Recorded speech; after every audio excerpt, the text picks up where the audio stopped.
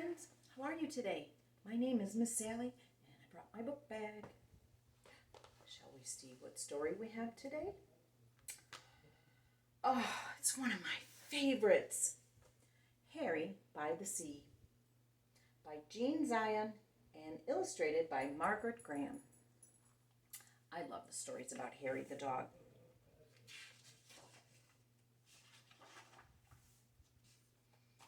Harry by the Sea. Harry was a white dog with black spots who liked everything about the seashore except the hot sun. One day, when the sun was hotter than ever, Harry looked for a shady place to sit. But when he tried to get under the umbrella that the family had, it was too crowded, and the family made him leave. When he crawled into the children's sandcastle, the walls fell in and the children chased him away. When he walked in the shade of a big lady,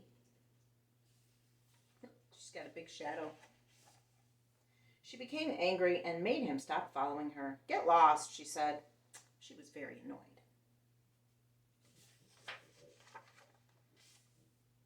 The sun was very hot, and Harry had walked a long way from the main beach. He was tired, so he sat down at the water's edge. All of a sudden, a big wave came up from behind and crashed whoosh, right on top of him. Uh-oh. When the wave rolled back, Harry was left floating in the water. He was completely covered in seaweed. He didn't look like a dog anymore. He looked like something from the bottom of the sea. Suddenly, a lady saw him floating towards her. "Help! Help!" she shrieked. "It's a sea monster!" The lifeguard heard her and blew his whistle. "Everybody out," he shouted. "Everybody out of the water." They think he's a sea monster. Everyone ran out of the water, and so did Harry. He was still covered with cold, wet seaweed. It made him feel cool and comfortable, and now he didn't mind the sun at all. He started running back to his family. On his way, other people saw him. "It's a sea serpent!" one of them screamed. "It's a giant sandworm!" shrieked another. Harry had water in his ears and could hardly hear them. He kept on running towards the main beach. When he got there, Harry stopped and stared. Instead of just his family's umbrella, now there were hundreds of them, and they were all striped, just like his family's. Harry couldn't tell one umbrella from another. Suddenly, two beach attendants saw him. "Holy smoke!" one of them gasped. "What's that?" It's a bushy-backed sea slug," exclaimed the other. They whispered for a moment, and then they ran.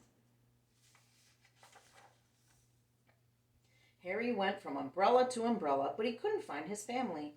Everyone wore sun hats and sunglasses, and everyone used suntan oil just like his family. Harry looked and sniffed very hard, but it was no use. He couldn't tell one family from another. Suddenly, the two beach attendants came running back, carrying a big trash basket. They ran towards Harry. "Stand back," one of them said to the crowd. "We're going to catch it and take it to the aquarium," said the other.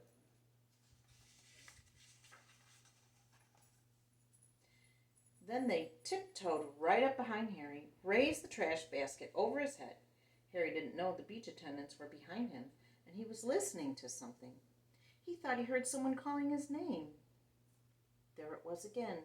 "Harry, Harry." Now Harry was sure. He didn't wait another second. Just as the basket came down, he ran. He ran right out from under the basket. It happened so fast, the beach attendants just stood there with their mouths open. As they raced through the crowd, some people screamed, some people ran, and some people did both. But Harry paid no attention. He kept on running across the beach.